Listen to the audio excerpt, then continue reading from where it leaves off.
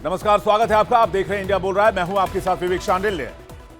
लद्दाख से जो तस्वीर सामने आई उसने हर हिंदुस्तानी को बेचैन किया है, परेशान किया है। लद्दाख के अंदर आगजनी, लद्दाख को जलाने की कोशिश, लद्दाख में हिंसा भड़काने की कोशिश।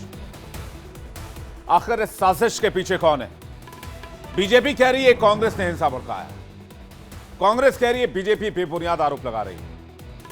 मेरा सवाल यह है कि इस देश के अंदर आखिर अराजकता कौन चाहता है और किस आधार, किस बुनियाद पर चाहता है? करेंगे इसी मुद्दे पर आज सबसे बड़ी डिबेट। लद्दाख की तस्वीर सबसे पहले आपको दिखाते हैं। पहले तस्वीर, फिर वहां की बातचीत और उसके बाद इस मुद्दे पर डिबेट। लद्दाख में एक ऐसी तस्वीर सामने आई, कुछ ऐसी तस्वीर सामने आई जिसने पूरे प्रदेश और पूरे देश को हिलाकर रख दिया। जी हां, मैं बात कर रहा हूं इस हिंसक प्रदर्शन की जिसमें छात्रों और पुलिस में झड़प हो गई और 4 लोगों की जान चली गई। इन 4 लोगों की जान की जिम्मेदारी कौन लेगा? व्हाट्सएप पर लोगों को भड़काने वाले लोग, सोशल मीडिया पर युवाओं को भड़काने वाले लोग,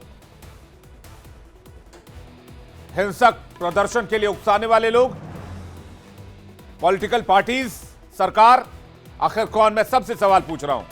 70 से ज्यादा लोग घायल हुए हैं और मैं कहता हूं यह हिंसा सिर्फ सहयोग नहीं है। इस खबर पर अगर बात करें तो इस खबर पर बात करने के लिए आपको पहले 3 तस्वीरों को देखना होगा। बांग्लादेश, नेपाल और फिर लेह लद्दाख, भारत। मैं कहता हूं आपको पैटर्न सेम नहीं लगता है। छात्रों को उकसाने की कोशिश, लोगों को भड़काने की कोशिश। कौन है ये जो भारत की तरक्की में रोड़ा चाहते हैं? दुनिया भर से दुश्मन हमारे सामने आज चुनौती बनकर खड़े हैं। अमेरिका से लेकर चाइना से लेकर हर एक दुश्मन भारत के दरवाजे पर दस्तक दे रहा है। लेकिन कुछ लोग इन दुश्मनों को नहीं पहचान रहे हैं। उनको इस देश के अंदर माहौल खराब करना है। यह वही देश है जो लगभग 8 जीडीपी के हिसाब से तरक्की कर रहा है। भारत की जीडीपी की रफ्तार वाला कोई दूसरा देश इस दुनिया में नहीं है। किसे यह तरक्की चुभ रही है? किसे भारत का विकास परेशान कर रहा है?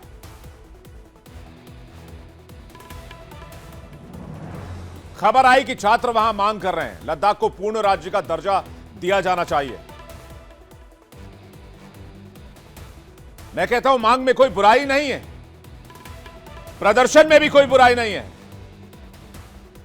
बुराई अर्बन नक्सलिज्म में, अराजकता में, देश को चलाने में, तोड़ने में। और इस प्रोटेस्ट को सपोर्ट कर रहे थे सोशल एक्टिविस्ट सोनम वांगचुक, जिनके ऊपर फिल्में बनाई जा चुकी हैं। 15 दिनों से भूख हड़ताल पर बैठे हैं। वांगचुक के समर्थन में छात्र और युवा उतरे। कहा यही जा रहा है। रैली के दौरान भीड़ जमाई गई और उसके बाद भीड़ उग्र हो गई। लेकिन भीड़ उग्र कैसे हो गई? भीड़ ने आगजनी कैसे कर दी? भीड़ ने गाड़ियों में तोड़फोड़ कैसे कर दी? यही सवाल है। आज जो हिंसा हुई उसे किसने भड़काया, किसने साजिश की? यह प्रदर्शन केवल छात्रों का नहीं हो सकता है। इस प्रदर्शन के बीच कहीं ना कहीं अराजक तत्व घुसे हुए थे। जांच होगी तो दूध का दूध, पानी का पानी होगा और नतीजे सामने आएंगे। प्रदर्शनकारियों ने पुलिस और सुरक्षा बलों पर पत्थर फेंके। सीआरपीएफ की गाड़ियों को आग के हवाले किया गया। डिमांड क्या कर रहे हैं वहां के युवा? पहले आपको यह बताते हैं। वो कह रहे हैं पूर्ण राज्य का दर्जा दे दिया जाए, लद्दाख 6ठी अनुसूची में शामिल हो जाए, लेह और करगिल लोकसभा सीट बने, जनजातियों को आदिवासी का दर्जा मिले। इस मांग में कोई बुराई नहीं, इस पर चर्चा की जा सकती है, बातचीत की जा सकती है, इसमें प्रदर्शन भी हो सकता है, इसमें भी कोई बात नहीं है। लोकतंत्र हमें शांतिपूर्ण प्रदर्शन की इजाजत देता है। इस देश में हमारे ही टाइम में बापू की बात तो मुझे याद नहीं है, मैंने किताबों में पढ़ी है, लेकिन अन्ना हजारे का वो आंदोलन हमने रामलीला के मैदान में देखा है, जब सरकार की चूलें हिल गई थी। वहां से एक राजनीतिक पार्टी का भी जन्म हुआ। वो प्रदर्शन, वो आंदोलन शांतिपूर्ण था। क्या हमने उस आंदोलन से कुछ नहीं सीखा? नहीं, बिल्कुल नहीं। इसलिए तस्वीर लद्दाख से सामने आई। यह हंगामा हिंसक हो गया तो इस पर सियासी बयानबाजी शुरू हो गई, जो कि होनी ही थी। आरोप प्रत्यारोप का दौर शुरू हो गया। छात्र सोशल एक्टिविस्ट सोनम वांगचुक के समर्थन में विरोध कर रहे थे, लेकिन क्या सिर्फ उनकी मांगों की वजह से हिंसा भड़की या किसी ने इस गुस्से का फायदा उठाया? क्या युवाओं को भड़काने के लिए कोई सक्रिय था? क्या सोशल मीडिया, राजनीतिक एजेंडे या बाहरी समूहों ने इस प्रदर्शन को हिंसक बनाने की कोशिश की? एक बात और ध्यान में रखिए दर्शकों, यह एक बॉर्डर एरिया है। यहां पर कुछ भी अगर हरकत होती है तो इससे सीधा फायदा हमारे दुश्मनों को होगा। आज इसी मुद्दे पर बातचीत करेंगे कि यह संयोग है या एक सोचा समझा प्रयोग है। साल 2019 में अनुच्छेद 370 और 35A हटाते समय जम्मू कश्मीर और लद्दाख 2 यूटी बनाए गए, केंद्र शासित प्रदेश। दावा की सरकार ने उस समय ही राज्य के हालात सामान्य होने पर पूर्ण राज्य का दर्जा बहाल करने का भरोसा दिया था। अब सवाल यह उठता है कि क्या हिंसक आंदोलन के बाद सवाल क्यों नहीं पूछा जाएगा कि यह हिंसा हुई क्यों? नहीं, ऐसी बात नहीं है। हिंसक प्रदर्शन के खिलाफ तो खैर हम सब हैं, लेकिन एक पॉइंट आता है कि जब जनता की आवाज़ सरकार नहीं सुनती है तो जनता के पास कोई ऑप्शन बचता नहीं है कि वो सड़क पे उतरें। और जब आप डेमोक्रेटिक प्रोसेस के साथ इस तरीके से खेलते हैं, जाहिर है अगर आप जम्मू कश्मीर की बात कर ले, लेह लद्दाख की बात कर ले, स्टेटहुड की डिमांड तो आएगी, क्योंकि सबको एक फेडरल सिस्टम है, कॉन्स्टिट्यूशन ने दिया हुआ है, तो सब अपने हिसाब से अपना राज्य चलाना ज़रूर चाहेंगे। और ये अगर जनता की आवाज़ है तो सरकार को गौर और गंभीरता से सुननी चाहिए और एक पॉइंट पे आना चाहिए कि आपस में बैठ के बात कर सके और उनकी डिमांड को स्ट्रांगली सुने और उसके ऊपर कुछ अमल करें। देखिए, जब लेह लद्दाख और जम्मू कश्मीर को केंद्र शासित प्रदेश घोषित किया गया था, तब सरकार ने कहा था कि जब स्थितियां सामान्य हो जाएंगी तो हम इनको पूर्ण दर्जा का मान्यता प्रदान कर देंगे। लेकिन न तो जम्मू कश्मीर आज पूर्ण राज्य बन पाया है, न तो लेह लद्दाख हो पाया है। और जिस प्रकार सोनम वांगचुक वहाँ के जो सामाजिक कार्यकर्ता हैं, वो पिछले कई महीनों से आंदोलन कर रहे हैं, तो आज वहाँ का जो लेह लद्दाख का युवा है, लद्दाख का जो नौजवान है, सड़कों पर आ गया है, वो अपनी मांग रख रहा है। उसकी मांग बहुत जायज है। हालांकि हम किसी हिंसा का समर्थन नहीं करते हैं, आगजनी नहीं होनी चाहिए, तोड़फोड़ नहीं होनी चाहिए। जिस प्रकार लद्दाख में सीआरपीएफ की गाड़ी जलाई जा रही है, बीजेपी के कार्यालय को जलाया जा रहा है, तोड़ा जा रहा है, इसका हम कतई समर्थन नहीं करते। लेकिन भारतीय जनता पार्टी को बैठकर ये बात करनी होगी वहां के जन समुदाय से कि लेह लद्दाख की मांग क्या है।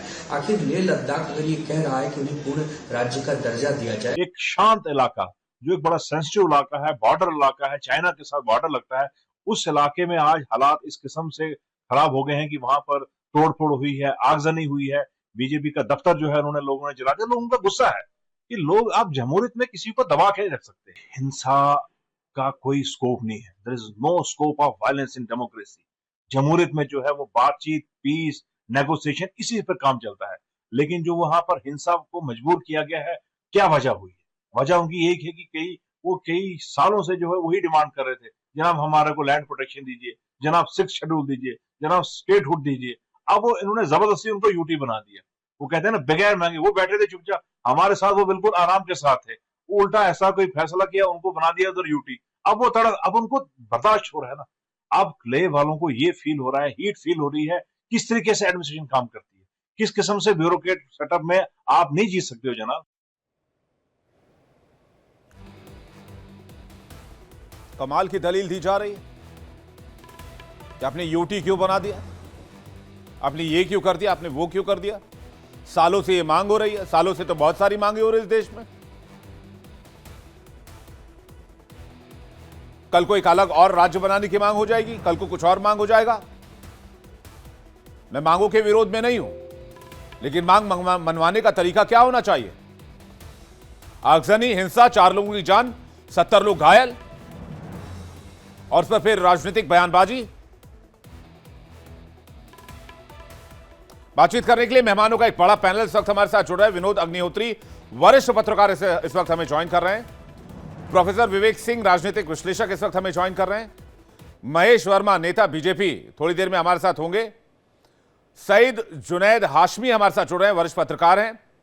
डॉक्टर शिवानंद हुलियालकर हमारे साथ जुड़ रहे हैं, प्रवक्ता कांग्रेस पार्टी। आप सभी मेहमानों का बहुत स्वागत है और दर्शकों आपका भी तहे दिल से स्वागत करते हैं आज के इस डिबेट में। मैं सबसे पहला सवाल विनोद अग्निहोत्री जी से लेना चाहूंगा। विनोद अग्निहोत्री जी, जो कुछ हुआ लद्दाख में और उस पर जिस तरह से सियासत हो रही है, आप इसे कैसे देखते हैं? आप इसे कैसे डिकोड करेंगे? जब सत्ता प्रतिष्ठान कोई भी पार्टी हो, वो जनता के स्वरों की लगातार अनदेखी करेगा और चीजों को टालता रहेगा, समाधान को टालता रहेगा, तब इस तरह की हिंसक और अप्रिय और खराब प्रतिक्रियाएं हो सकती हैं, होती रही हैं पहले भी। तेलंगाना आंदोलन जब हो रहा था तब भी वहां हिंसा हुई थी, बहुत जबरदस्त। हैदराबाद में याद है। उत्तराखंड के आंदोलन में भी बहुत ज्यादा जो है, रामपुर तिराहा कांड हुआ था, गोली चली थी मुजफ्फरनगर में, जाने क्या क्या हुआ था, मसूरी में और इधर आपका कुमाऊं में कई जगह पुलिस से मुठभेड़ें हुई थी। नॉर्थ ईस्ट में तो असम आंदोलन हम लोग गवाह हैं किस तरह से कहां तक चला गया था। तो ये राज्य, जो राज्य से हमारा मतलब सरकार, जो भारतीय राजतंत्र है, उसकी एक समस्या है कि आप चीजों को टालते रहते हैं। भाई 2019 में 370 धारा हटाई गई, लद्दाख को यूटी का दर्जा दिया गया, लोग बहुत प्रसन्न हुए, खुश हुए, क्योंकि बहुत दिन से उनकी डिमांड थी कि उनको कश्मीर से, जम्मू कश्मीर से अलग किया जाए।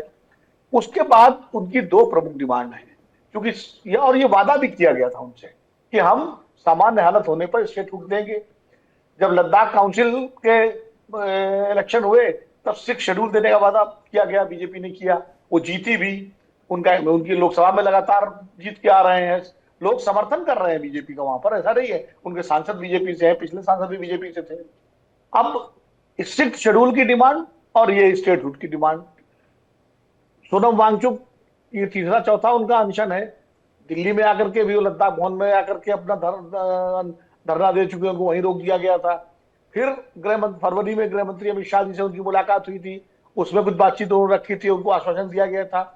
एक हाई पावर कमेटी केंद्र सरकार ने बनाई, नित्यानंद राय जो है, जो गृह राज्य मंत्री वो उसके अध्यक्ष हैं, लेकिन इसके बावजूद उनको एंगेज नहीं किया गया। लोगों को एंगेज करना चाहिए कि भाई बातचीत हो, एंगेजमेंट हो, और अगर आप 10 मांगे हैं, 10 में से 2 मांगे, 3 मांगे जो विजिबल जो मांगी जा रही है, वो मांग उनको पूरा किया जाए, तो एक आश्वासन रहता है, भरोसा रहता है लोगों को कि भाई हम इंगेज हैं और हमारी बातें जो मानी जा रही है। और लद्दाख तो बड़ा शांत प्रदेश है। लद्दाख जब कश्मीर वैली नहीं है, जब कश्मीर वैली पूरी तरह से अशांत था, जब आतंकवाद वहां पर चरम पे था, तब भी लोग लद्दाख जाते थे। लद्दाख को पीसफुल बुद्धिस्ट, ज्यादातर संख्या बुद्धिस्टों की है वहां, और वो ट्राइबल्स हैं। तो वहां इस तरह की घटना होना निश्चित रूप से शर्मनाक भी है, दुखद भी है, खतरनाक भी है। और ये इस पर केंद्र सरकार को जल्दी से जल्दी संज्ञान लेकर के इस मसले का कोई समाधान ऐसा निकाले जिससे लोगों की आकांक्षाएं भी पूरी हो और भारत की सुरक्षा भी खतरे में न पड़े और भारतीय राष्ट्र राज्य जो है वो मजबूत रहे। देखिए, राज्य बनाने से कोई देश कमजोर नहीं होता। उत्तराखंड बना, छोटा सा राज्य है, कोई बहुत बड़ा नहीं है। नॉर्थ ईस्ट के सारे राज्य वहां आबादी की दृष्टि से छोटे छोटे राज्य हैं, सब सीमावर्ती राज्य हैं।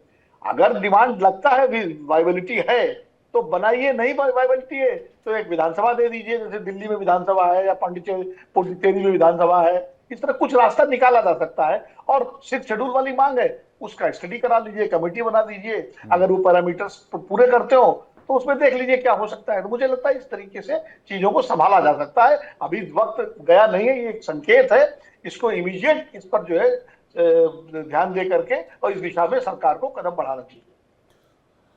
विनोद जी, मेरे जहन में जहां तक मुझे याद है, हालांकि मैं छोटा था, 2 स्टेट बने थे, इनफैक्ट 3 बने थे, तेलंगाना, झारखंड, उत्तराखंड, साल 2000 में, और छत्तीसगढ़ एग्जैक्टली। तो छत्तीसगढ़, झारखंड और उत्तराखंड में तो मैंने नहीं देखा कि बहुत हाई तौबा मची और बहुत लंबा संघर्ष रहा। मांग बहुत लंबी रही, डिमांड बहुत लंबे समय से रहा और लोगों ने आंदोलन किया लेकिन हिंसक नहीं किया। नहीं और झारखंड और छत्तीसगढ़ में हिंसा नहीं हुई। हम्म। झारखंड छत्तीसगढ़ में हिंसा नहीं हुई क्योंकि उनकी मांग तो थी, लेकिन वो सब जो कैप्टन जयपाल सिंह के जमाने से मांग थी, शिबू सोरेन के। उत्तराखंड में हिंसा हुई, उत्तराखंड में गोलियां भी चली थी, मसूरी में गोली चली थी, कई लोग मारे। आज भी उत्तराखंड के शहीदों को याद किया जाता है। कुमाऊं में भी हिंसा हुई थी। और मुजफ्फरनगर का जो कांड था वो तो बड़ा शर्मनाक कांड था, जिसमें महिलाओं के साथ पुलिस ने क्या नहीं किया। जब वो 2 अक्टूबर को रैली आ रही थी, हमने तो पूरा आंदोलन कवर किया है। उत्तराखंड में वायलेंस हो गया था और लगातार वायलेंस बढ़ता अगर राज्य नहीं बनाया जाता। और उसी दबाव में झारखंड और छत्तीसगढ़ भी बन गए, उत्तराखंड आंदोलन के दबाव में। और अटल जी की सरकार थी, तुरंत एड्रेस किया गया उस समस्या को। और 2001 या 2 की बात है, तीनों राज्य बनाए गए। तेलंगाना तो 2013 में बना है, वो तो बाद में बना है। लेकिन ये जो है, हाँ, मैंने उसको कोट किया कि साल 2000 के बाद ये 4 स्टेट बने। खैर, आपने कहा कि सरकार ने एक लंबे समय तक नजरअंदाज किया है। महेश वर्मा जी,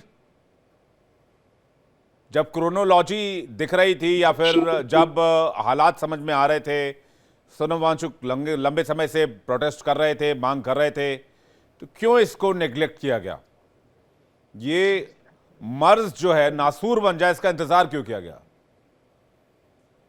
नहीं, जैसे अभी विनोद जी ने भी कहा कि भाई गृह मंत्रालय जो है बाकायदा इसको लेके बहुत संजीदा तरीके से काम भी कर रहा था।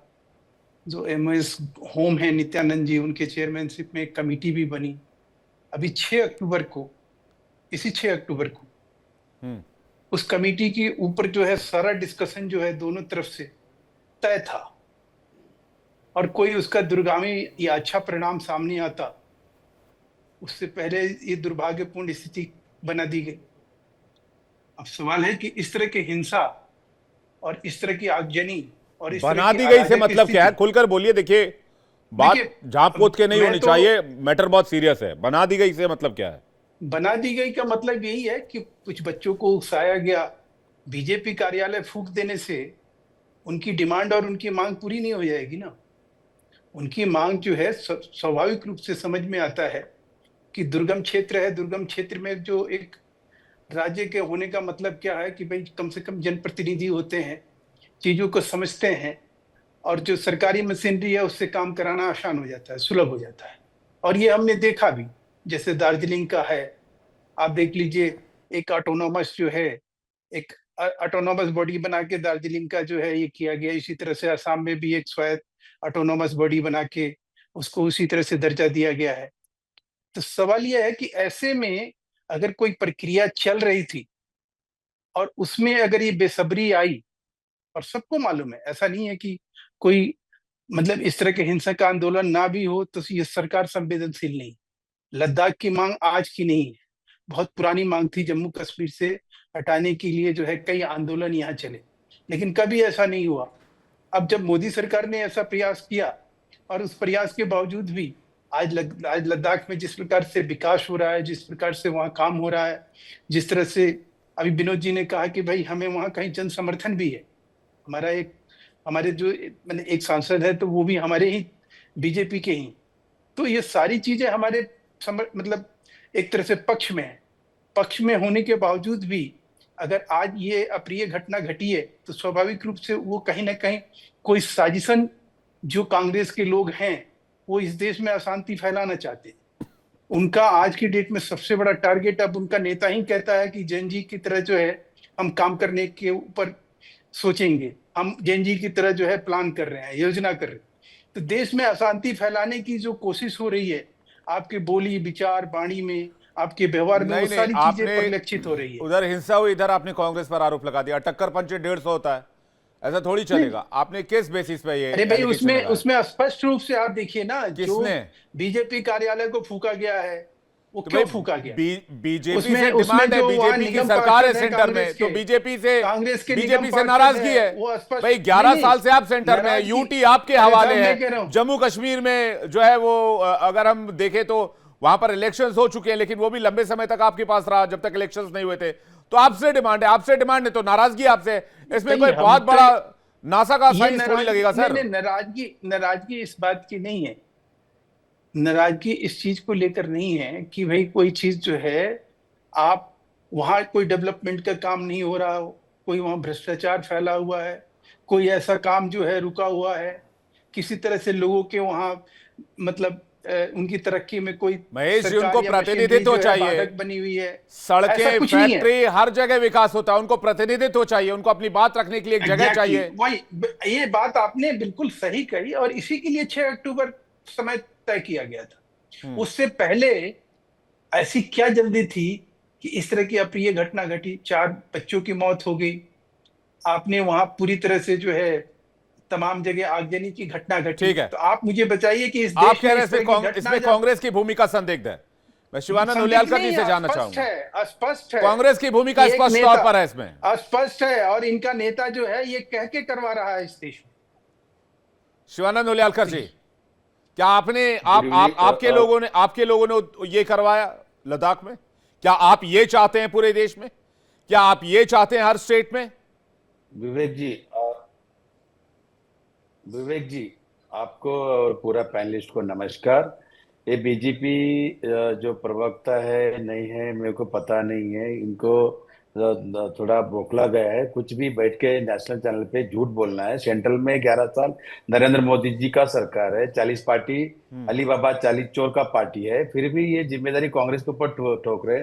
हमेशा हमेशा झूठ बोलना, वोट चोरी करके गद्दी पे बैठे हैं नरेंद्र मोदी, और वोट चोर 1 मिनट में गद्दी पे बैठने का अधिकार नरेंद्र मोदी और 40 पार्टी अली बाबा 40 चोर को नहीं है। दूसरी बात, ये बीजेपी प्रवक्ता को क्या हो गया पता नहीं, पंडित नेहरू जी, गांधी जी, कांग्रेस दूसरा दिखता ही नहीं है।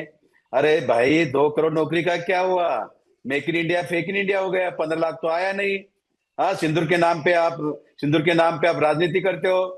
सोफिया कुरैशी और सेमिका सही पाकिस्तान में जाके रात को 1:16 में जाके अटैक किया। आप बोलते हो, आपका विजय शाह बोलता है कि ये पाकिस्तान की बहन है, शर्म आना चाहिए।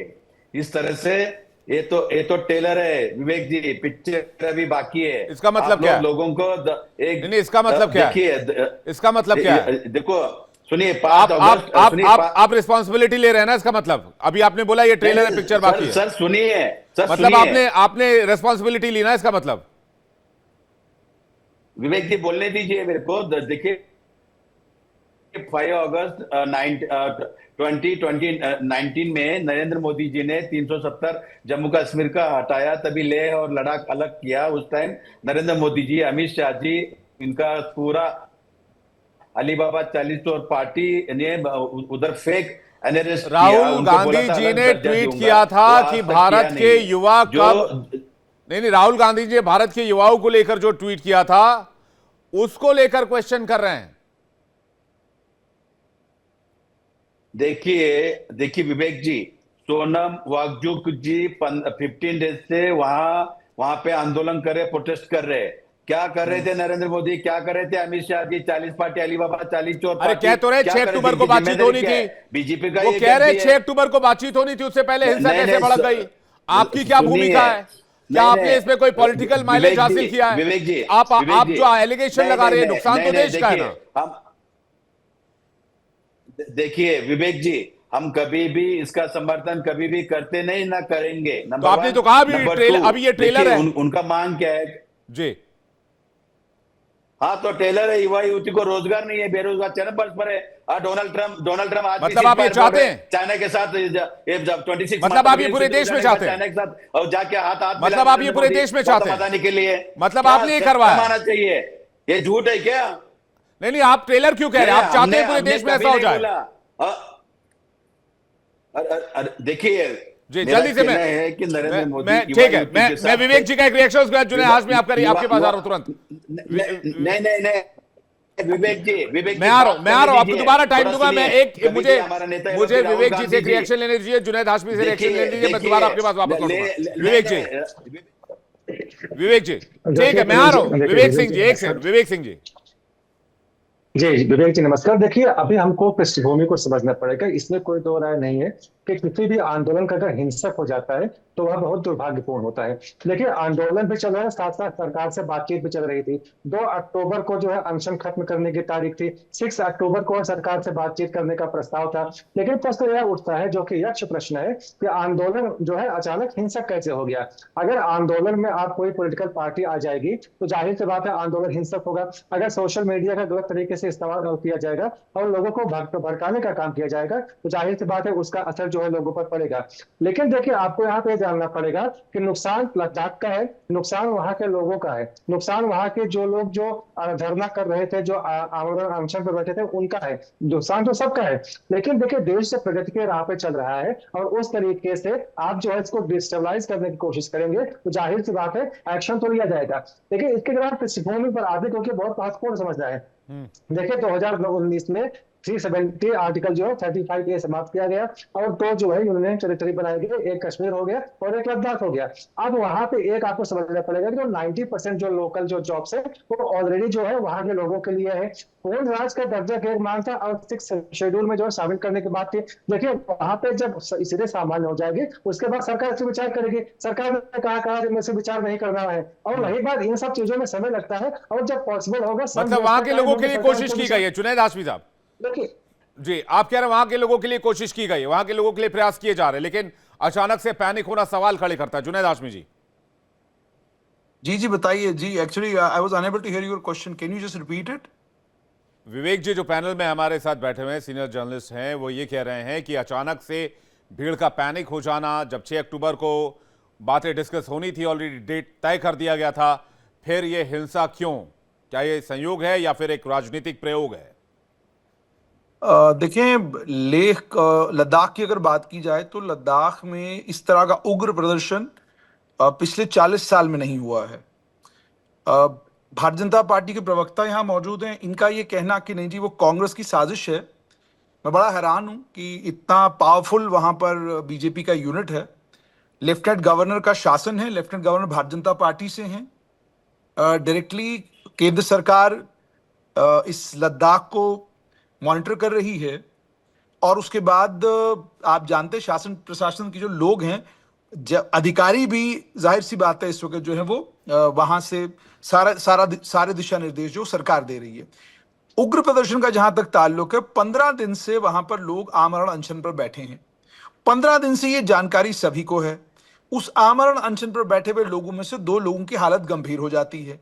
उनके गंभीर होने के बाद सुबह युवक निकलते हैं, उनको जाना है लद्दाख ऑटोनोमस हिल डेवलपमेंट काउंसिल की तरफ जा रहे थे। वहां पुलिस खड़ी हो जाती है जानकारी के मुताबिक और उनको रोकती है। जब वो उनको रोकती है उसके बाद युवक गुस्से में आते हैं और ये लोग भारतीय जनता पार्टी के दफ्तर की तरफ चले जाते हैं और वहां भारतीय जनता पार्टी के दफ्तर को आग लगा देते हैं। मेरी जानकारी के मुताबिक वहां पर सीआरपीएफ को भी बुलाया गया था। अच्छी खासी तादाद में वहां फौज पुलिस मौजूद थी। और आप ये भी जानते हैं लद्दाख एक स्ट्रैटेजिक हमारी यूनियन टेरिटरी है, उस स्ट्रैटेजिक यूनियन टेरिटरी में फौज भी मौजूद है। सीआरपीएफ आपके पास, पुलिस आपके पास, फौज आपके पास, और उसके बाद आप यहां आकर बैठकर ये कहें कि जनाब वो भीड़ को जो है कांग्रेस वालों ने उकसा दिया। तो इतना बड़ा प्रशासनिक तंत्र जो वहां पर मौजूद है, क्या इन्होंने इस भीड़ को भारतीय जनता पार्टी के दफ्तर की तरफ जाने कैसे दिया? उसके बाद वहां गोलियां चली हैं, 4 लोगों की मृत्यु हुई है, 70 लोग जख्मी हैं। तो ये जहां सरकार को मानना चाहिए ये हमारा फेलियर है, जहां सरकार को मानना चाहिए ये लद्दाख की एडमिनिस्ट्रेशन का फेलियर है, जहां इनको ये मानना चाहिए कि ये एक स्ट्रैटेजिक यूनियन टेरिटरी है, इसको कांग्रेस बीजेपी में बांटकर या आरोप सारा कांग्रेस के ऊपर मढ़कर उससे बात बनने वाली नहीं है। यू हैव टू आंसर कि 15 दिन से आमरण अनशन चल रहा था, उनसे कौन बात कर रहा था? 15 दिन के बाद आज अगर भीड़ उग्र हुई है, किन हालात में हुई है? आप जानते हैं अभी तक लद्दाख की सरकार जो है आधिकारिक तौर पर उन्होंने कोई प्रेस नोट निकालकर किसी को यह जानकारी नहीं दी है कि क्या परिस्थितियां बनी, जिन परिस्थितियों में ये सारे का सारा लद्दाख में तो सरकार होगी नहीं ना सर, वहां पे तो यहाँ के यूटी में जो ऑफिसर्स अपॉइंट किए गए होंगे यूनियन टेरिटरी के हिसाब से, तो वो अपॉइंटेड होंगे वहां पर। बिल्कुल, लेफ्टिनेंट गवर्नर की सरकार है ना वहां पर। तो मैं वही कह रहा हूं कि लेफ्टिनेंट गवर्नर की अगर सरकार है, डायरेक्टली दिल्ली उसको गवर्न कर रहा है, तो इसे मेहरबानी करके कांग्रेस और बीजेपी में ना बांटे, अंडरस्टैंड करें ये एक स्ट्रैटेजिक यूनियन टेरिटरी है हमारी, बगल में हमारा दुश्मन चाइना बैठा हुआ है। सो उस चीज को अंडरस्टैंड, उस चीज को ध्यान में रखते हुए you need to be very sensitive about Ladakh. आप मेहरबानी करके ट्विटर के ऊपर नहीं, ये ना कहें सोशल मीडिया पर मैं एक चीज से थोड़ा सा परेशान हूं। सोशल मीडिया पर मैं विनोद जी से भी चाहूंगा इस पर थोड़ा सा वो नजर डाले। सोशल मीडिया पर आफ्टर नेपाल इंसिडेंट बहुत सारे ऐसे वीडियोस आए, बहुत सारे ऐसे कमेंट्स आए, बहुत सारे ऐसे सोशल मीडिया पोस्ट आए जिसमें कहा गया कि भाई यहां के लोग कब ऐसा करेंगे, यहां के लोग कब ऐसा करेंगे, यहां के लोग कब ऐसा करेंगे। उसे एक तरह से नैरेटिव बनाने की कोशिश की गई देश में, और उसके बाद लद्दाख जैसा मामला सामने आ गया। तो चिंता इस बात को लेकर होती है। मैं जल्दी से विनोद जी का रिएक्शन चाहूंगा, बाकी आपके सवाल का जवाब महेश जी देंगे चूंकि आपने सीधा सवाल उनसे किया है। मैं विनोद जी इस बार आप चाहूंगा आप इस पर थोड़ा प्रकाश डालें। देखिए, ऐसा है कि आपके पड़ोस के घर में अगर आग लगी है तो थोड़ी बहुत गर्मी तो आपके यहाँ आएगी, स्वाभाविक है। श्रीलंका, बांग्लादेश, नेपाल, लगातार अनरेस्ट वहां जिस तरह हुआ है तो उसका साइकोलॉजिकल, मनोवैज्ञानिक थोड़ा असर तो यहाँ दिखाई पड़ा। लोग अपने तरीके से जिनके जो इश्यूज हैं वो सोशल मीडिया में व्यक्त करने लगे। हालांकि मेरा अभी भी मानना है कि भारत इतना बड़ा देश है और इतने समझदार लोग हैं यहाँ पर कि यहाँ उस तरह की घटनाएं नहीं होगी। यहाँ जब भी सत्ता परिवर्तन होता है तो वोट के थ्रू होता है। 1974 के आंदोलन में भी जयप्रकाश जी के नेतृत्व में जब आंदोलन हुआ था तब की सरकार यही कहती थी कि ये सीआईए की साजिश है, और जेपी के तक को जो है उनके ऊपर भी सीआईए का आरोप लगा दिया गया था। और उसके बाद इमरजेंसी लगी, सब कुछ मालूम है हम लोगों को। लेकिन लोगों ने सड़क पर हिंसा नहीं की, जेल गए, गिरफ्तार हुए, और 77 में चुनाव का मौका लगा तो सरकार बदल दी उन्होंने। हर बार इस देश में ऐसे ही परिवर्तन होता रहा है सत्ता का, कभी हिंसा से अभी तक आजादी के बाद से नहीं हुआ। इसलिए मुझे पूरा भरोसा है कि भारत में नेपाल या बांग्लादेश, श्रीलंका जैसी स्थिति कतई नहीं होगी। जहां तक लद्दाख की बात है तो ये जो घटना हुई है इसकी जांच की जानी चाहिए। केंद्र सरकार, गृह मंत्रालय, लोकल एडमिनिस्ट्रेशन इसकी जांच कराए। लेकिन एक इशू और है वहां पर। एक मुद्दा ये है कि कोई 54 एकड़ जमीन शायद जो सोनम वांगचुक जी का इंस्टीट्यूट है उसको अलॉट की थी लोकल एडमिनिस्ट्रेशन ने, और जब से उनके शिक्षा वाले प्रयोगों के लिए, और जब से सोनम वांगचुक लगातार आंदोलन कर रहे हैं। हालांकि सोनम वांगचुक शुरू में बीजेपी के और मोदी जी के बहुत प्रशंसक थे, उन्होंने बहुत तारीफें की थी 2014 से लेकर 2019 तक का दौर आप देखिए। लेकिन 19 के बाद से वो अपनी मांगों, जब ये 5 अगस्त को जब ये हटा 370 और 35 से रिपील किया गया, तो उन्होंने अपनी मांगों को लेकर के वहां माहौल बनाना शुरू किया और उसके लिए अनशन, धरना प्रदर्शन, रैली सब किया, और धीरे धीरे उनका मोह भंग होता गया और वो सरकार को लेकर के क्रिटिकल होते गए, आलोचक होते गए। अभी हाल में बताया जा रहा है कि शायद उस जमीन का अलॉटमेंट कैंसिल कर दिया गया। ये एक बड़ा प्रोवोकेशन पॉइंट हो सकता है, मुझे लगता है। दूसरा प्रोवोकेशन पॉइंट ये हो सकता है कि जिस तरह से देखिए बीजेपी का वहां अच्छा खासा आधार, वहां लद्दाख काउंसिल में बीजेपी की जीत हुई है, सत्ता रही है। वहां एमपी 2014 में भी बीजेपी के थे, 19 में भी बीजेपी के थे, अब भी बीजेपी के हैं। तो बीजेपी का एक आधार है। कांग्रेस तो वहां मार्जिनलाइज हो चुकी है। मैं बताऊं, अगर जमीन की बात, कांग्रेस तो पूरे जम्मू कश्मीर से मार्जिनलाइज है, थोड़ा बहुत उसका आधार जम्मू में बचा हुआ है, लद्दाख में। तो इसलिए मैं कह रहा हूं कि ये जांच का विषय है। क्या इसमें कोई सीमा पार का एंगल है, क्या इसमें कोई ऐसे तत्व हैं जो अशांत करना चाहते हो? और सोनम वांगचुक ने समझदारी की, उन्होंने तुरंत कॉल ऑफ किया। उनको लगा कि आंदोलन उनके हाथ से निकल गया है, उनका नियंत्रण खत्म हो गया है। नेता का नियंत्रण जब खत्म हो जाता है तो आंदोलन अराजक हो जाता है। इसीलिए देखिए, बिल्कुल सही बात कह रहे हैं सर आप। नेताओं का नियंत्रण था, कतई अराजक नहीं हुआ। किसान आंदोलन हुआ दिल्ली में, नेताओं का नियंत्रण था, कतई अराजक नहीं हुआ। यहाँ आंदोलन अराजक हो गया, और ये सोनम वांगचुक के लिए। और आंदोलन जब अराजक होता है तो आंदोलन का भी नुकसान होता है। आंदोलन सर, मैं आपकी बात से बिल्कुल सहमत हूं कि आंदोलन जब अराजक हो जाता है तो आंदोलन की उम्र खत्म हो जाती है, आंदोलन की समय सीमा खत्म हो जाती है। फिर उसको अराजकता के पॉइंट ऑफ व्यू से देखा जाने लगता है और फिर उसी हिसाब से उसको ट्रीट किया जाता है। इसलिए मुझे लगता है सोनम वांगचुक ने ये फैसला किया जो बात विनोद सर बता। तो लद्दाख में जो स्थिति बनी, इस पर चर्चा लगातार जारी है, डिबेट लगातार जारी है। एक बार फिर से आप सभी दर्शकों का बहुत स्वागत है। पैनल पर तमाम मेहमान हमारे साथ बने हुए हैं। मैं जल्दी से महेश जी के पास जा रहे हैं जो कि बीजेपी के प्रवक्ता इस वक्त हमारे साथ जुड़े हुए हैं। महेश जी, जितने भी सवाल हैं सब आपसे ही। यूटी में शासन आपका, लोग आपके, यूटी में सबसे लोकप्रिय पार्टी आपकी, यूटी में सारे अधिकारी जो है वो आपके तैनात किए हुए, एलआईयू आपका, इंटेलिजेंस आपका, सीआरपीएफ आपके कंट्रोल में, वहां की पुलिस आपके कंट्रोल में। फिर इतनी बड़ी चूक कैसे हो गई? आप एंटीसिपेट क्यों नहीं कर पाए? कल को तो देश के किसी भी हिस्से में ऐसी स्थिति बनेगी। देखिए, राज्यों के लिए आंदोलन इस देश में नहीं हुआ ये नहीं कहा जा सकता है। भाषाई आधार पे जो है 547 के आसपास जो है रियासतें थी, उनका एक तरह से विलय करके और देश बना। देश में भाषाई क्षेत्र के जो है आंदोलन शुरू हुए। उसके बाद जो है देखिए, जैसे महाराष्ट्र के बाद गुजरात बना 1960 में, इसी प्रकार से जो है संविधान में संशोधन भी हुआ इसको लेकर। राज्य पुनर्गठन आयोग बना, राज्य पुनर्गठन अधिनियम बने। बात तो सही है, समय सीमित है, अब सवाल यह है क्या कि आप ऐसे फेल में हो गए? आपके क्या आपका तंत्र फेल हुआ है वहां पर? मैं ये जानना चाह रहा हूं। हाँ बिल्कुल, आपके ही सवाल पे आ रहा हूं।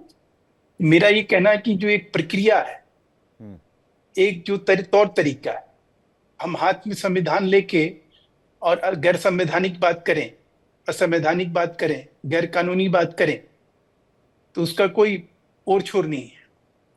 अब रही बात कि वहां जो घटना घटी, जैसे हमारे जो मित्र हैं विनोद अग्निहोत्री जी, उनका ये कहना है, उस चीज से मैं भी कहीं सहमत हूं कि भाई जब एक आंदोलन जो होता है, जब उस पे नेताओं का कहीं नियंत्रण खो देते हैं तो आंदोलन अराजक हो जाता है। लेकिन अराजक होने की स्थिति परिस्थिति का जो निर्माण किया जाता है, उस निर्माण के पीछे ये कह देने मात्र से नहीं, ये अपने आप बेलगाम हो गए, ऐसा कह देने मात्र से इस घटना को जो है हम ये कह दें कि नहीं, ये सिर्फ जो है वो बिना बात के ही अराजक हो गई, कुछ ना कुछ तो बात होगी। और वहां जो है कांग्रेस जो है वो कहीं ना कहीं टक्कर में रही है। भारतीय जनता पार्टी से सीधी अगर लड़ाई है लद्दाख में तो कांग्रेस से है, और कांग्रेस के आज भी वहां लद्दाख काउंसिल में जो है ठीक ठाक संख्या में ये लोग भी जीते हुए हैं। और आज तो स्पष्ट रूप से जो नेतृत्व कर रहे थे कांग्रेस के निगम पार्षद, उनका वीडियो आपके दर्शकों को दिखाना चाहिए कि वो किस प्रकार से। तो सवाल है कि अगर कोई चीज इस तरह से भड़का के और लोगों को थोड़े समय के लिए एक ऐसे मोमेंटम बना के और ऐसी अराजक और अप्रिय स्थिति बना के, और कोई ये समझे कि अब इस देश में जो है कांग्रेस के निगम पार्षद वीडियो में देखे गए हैं, ये सब कांग्रेस का किया स्वाभाविक है साहब, शिवम क्यों नहीं देखे गए? शिवानंद हुलियालकर जी, उसका विवेक जी आपके पास आ रहा हूं। ठीक है सर, दिखाई दे रहा है, प्रत्यक्षम किम प्रमाण। ठीक है, प्रत्यक्ष को प्रमाण की आवश्यकता नहीं है। शिवानंद हुलियालकर जी। विवेक जी 11 साल नरेंद्र मोदी जी 40 पार्टी लेके अली बाबा 40 चोर बैठे। अमित शाह जी का ड्यूटी क्या है? भारत पाकिस्तान का मैच खेलने में, पैसा कमाने में, भ्रष्टाचारी में, महंगाई चरम पर है।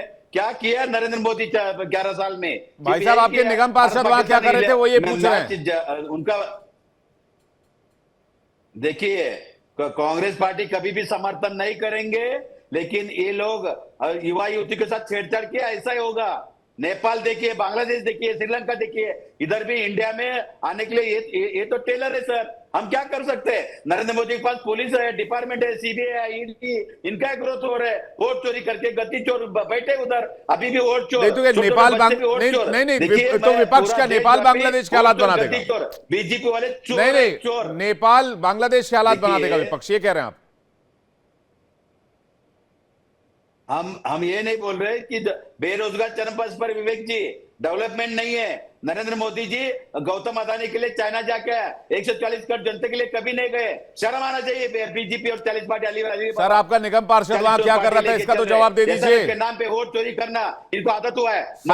गुजरात सर, महेश जी पूछ रहे हैं आपका निगम पार्षद वहां क्या कर रहा था? सब जगह वोट चोरी करके ये लोग सत्ते पे बैठे हैं, इनको हटाना जरूरी है। आगे भी सर, एक तो आपका समझ नहीं आता हुलियालकर जी, हिसाब तो देना पड़ेगा। हुलियालकर जी, आपका एक तो समझ नहीं आता, कभी कहते हैं ईवीएम हैक है, कभी कहते हैं वोट चोरी हो गया। जब ईवीएम हैक किए तो फिर वोट चोरी क्यों करेंगे? नहीं, वोट चोर गद्दी चोर है। अरे भाई, तो जब ईवीएम ही हैक है तो वोट चोरी क्यों करेंगे? बनारस में हारे हुए हैं नरेंद्र। अरे भाई साहब, जब ईवीएम गद्दी चोर है, जब ईवीएम हैक किए तो वोट चोरी करना। 40 चोर पार्टी है, वोट चोर गद्दी चोर। अरे जब ईवीएम ही हैक है तो वोट होता है सर। जब ईवीएम ही, मैं क्या मसला है? अरे मेरी बात तो सुनिए, एक तरफा टेप बजाए हुए आप। मैं कह रहा हूं जब ईवीएम ही हैक है तो वोट चोरी करने का मतलब क्या है? जब ईवीएम से बटन खुद ब खुद दब रहा है, जो आप पहले कह रहे थे, आप बंद कर दिया आप लोगों ने ईवीएम हैक, अब वोट चोरी कह रहे हैं आप। विवेक जी मेरे को बोलने दीजिए 30 सेकंड, मेरे को टोको मत, 30 मिनट से बोलने दीजिए सर। अरे देखिए, सर आप महाराष्ट्र अब बात में आप विधानसभा, लद्दाख पर नहीं कर रहे, आप हरियाणा दूसरी तरफ बात विधानसभा, कर रहे हैं। छत्तीसगढ़, गुजरात, राजस्थान वोट चोरी करके नरेंद्र मोदी, अमित शाह वोट चोरी, इनको जेल जाना तय है। इनका बीजेपी नया अरे तो प्रवक्ता है, आपको नीतीश 99 कुमार, सीट कैसे आ गया? भाग गजब, कमाल की बात कर रहे हैं। ठीक है, मैं आ रहा हूं आपकी बात, मैं समय सीमित है। विवेक जी कुछ कहना चाह रहे हैं जी। देखिए मामले की गंभीरता को देखिए। देखिए मैं विवेक जी मैं शिवानंद याद जी बोलना आपसे भी चाह रहा कहूंगा, था। ये जो बात विनोद जी कह रहे हैं ये बहुत सीरियस है। ये बॉर्डर यूटी है, बॉर्डर एरिया है। यहां पर इस तरह से सिचुएशन बनना ये भारत के हक में नहीं है। विवेक जी कुछ कह रहे हैं। विवेक जी देखिए विवेक जी मैं ये कहना चाह रहा था कि इसमें इसमें कई एंगल है, इसमें कोई दो राय नहीं है। और 5-6 साल से चलने वाला कोई आज का आंदोलन नहीं है। 5-6 साल से चलने वाला आंदोलन अचानक हिंसक हो जाए, या सरकार के लिए भी सोचने का एक प्रश्न है, और आंदोलन करने वाले जो नेता हैं उनके लिए भी सोचने का प्रश्न है।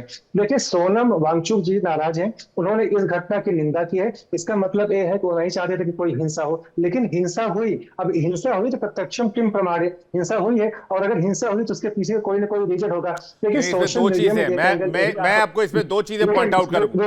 मैं दो चीजें मैं आप ही के लिए पूछ रहा हूं। मैं दो चीजें ऐड कर रहा हूं। मैं दो, आप अपनी बात भी कह दीजिएगा, मैं उसमें दो चीजें और ऐड कर रहा हूं। मैं कह रहा हूं अगर आंदोलन अराजक हुआ तो किसका नुकसान? सोनम वांगचुक का नुकसान, वहां के लोगों का नुकसान। अब वो आंदोलन दोबारा करेंगे नहीं और जल्दी से इतना बड़ा आंदोलन उठा नहीं पाएंगे, तो वो तो उनके भी तो पक्ष में नहीं किया ना, वो तो उनके भी अगेंस्ट किया। तो कौन चाहता था सोनम वांगचुक का आंदोलन अराजक हो जाए? जी इसीलिए तो सोनम वांगचुक जी नाराज है, जो उनके आंदोलन को एक तरीके से हाईजैक कर लिया गया, और उनके 5 साल की जो मेहनत थी उस पर जो पानी फेर दिया गया। लेकिन देखिए एक एंगल जो मैं बोलना चाह रहा था ये भी है कि सोशल मीडिया पे बात हो रही थी कि नहीं, जेन जी की बात हो रही थी कि नहीं, सोशल मीडिया में बहुत सारे नेताओं का जो है बयान आ रहा था, नहीं ये तो सब डॉक्यूमेंटेड रिकॉर्डेड है ना। और अगर अनशन खत्म करने की तो ऐसा कोई अंतहीन अनशन नहीं था। अनशन खत्म करने की एक तारीख थी जो 2 अक्टूबर थी, और 6 अक्टूबर को बातचीत करना था। तो उसमें जो है इस अचानक कैसे हो गया, अचानक सब हिंसक कैसे हो गया, बहुत सारे जो है नेताओं की उसमें तस्वीर कैसे आ गई। देखिए अगर यह भी कहना मैं मानता हूं कि सरकार की भी चूक है कि वह हिंसक कैसे हो गया, और यहाँ के जो नेता थे जो इस आंदोलन को आगे बढ़ाते उनकी भी चूक, उनको भी देखना चाहिए था, कंट्रोल में रखना चाहिए था। और सबसे बड़ी बात यह है कि अगर आप कहते हैं कि आप ट्रेलर है, अभी पूरी पिक्चर आनी बाकी है, तो मैं इसको भी एक खतरनाक जो है मैं मानता हूँ। हाँ, इस तरह का स्टेटमेंट नहीं आना चाहिए। जल्दी से विनोद जी से एक आखिरी जवाब है, जल्दी से चाहूंगा। Vinod ji what next? एक तो आंदोलन अराजक हो गया, अब इस तरह का आंदोलन दोबारा खड़ा करना मुश्किल है। नहीं, मुझे लगता है कि लद्दाख इस वक्त घायल हो गया है। इस आंदोलन के कारण लद्दाख घायल है, उसको मरहम की जरूरत है, और वो मरहम केंद्र सरकार ही लगा सकती है क्योंकि वो सत्ता में है।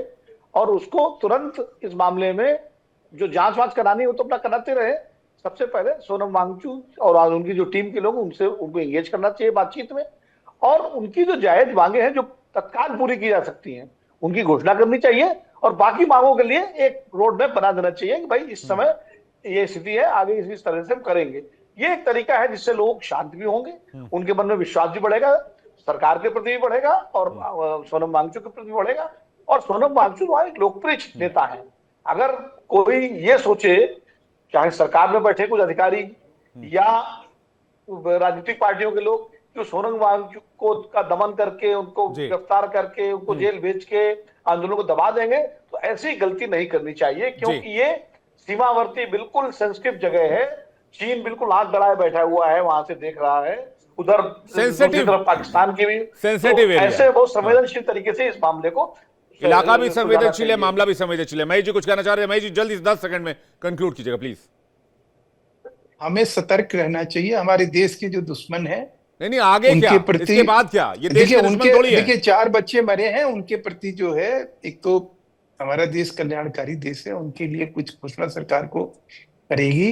दूसरा कि आंदोलन के जो पीछे साजिश है उसका भी कहीं ना कहीं डिकोडिंग होनी चाहिए। और तीसरा जो शांतिपूर्ण तरीका है उस तरीके से जल्द देखिए आंदोलन हुआ, इन्होंने विनोद जी शुरू में कहे नहीं दो चीजें, एक तो आप सॉल्यूशन दीजिए, और दूसरा ये जो हिंसा हुई इसके पीछे के लोगों को आप as soon as possible expose करेंगे, और सरकार इस मामले में जो है जांच का तथ्य सामने रखेगी कि क्या मिला है। आप सभी मेहमानों का बहुत शुक्रिया हमारे साथ जुड़ने के लिए और अपना कीमती वक्त देने के लिए। बहुत बहुत धन्यवाद, बहुत बहुत शुक्रिया। इंडिया पोल में फिलहाल इतना ही।